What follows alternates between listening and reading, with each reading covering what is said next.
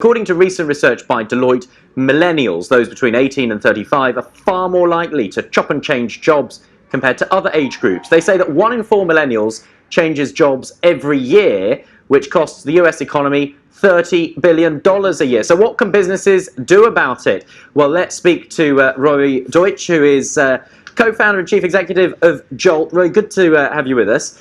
When they say it costs the economy $30 billion a year, how? Well, imagine you hire someone and you train them for 6 months, you get them ready for their position, and 6 months later they start their employment, actually being productive, doing stuff, and 6 months later they leave. So you actually, for those 6 months of productivity, you may have paid them double. I see. Okay, so they've taken the training and then it goes and benefits another employer. Okay, so how do companies stop that from happening?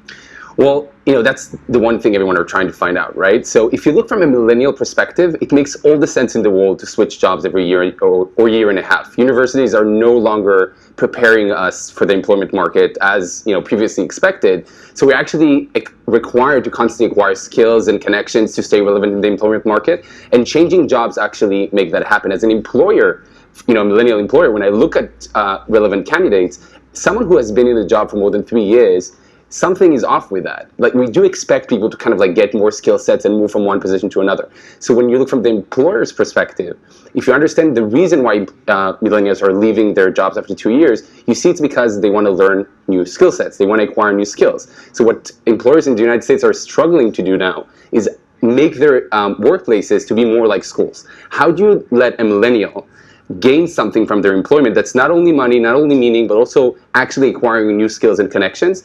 So you now see that millennials sort of look at workplaces as if they were schools.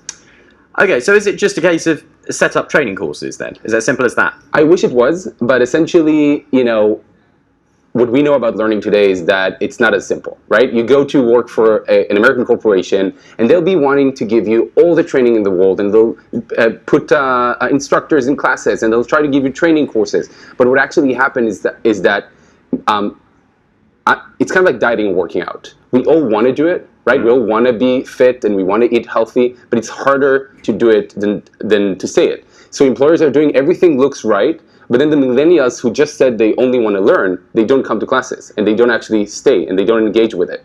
So what we have been doing is trying to kind of hack what would be a learning experience that can be almost addictive. And what we're doing is we're working with companies to build these cinematic co-learning spaces inside the corporations that actually keep people engaged.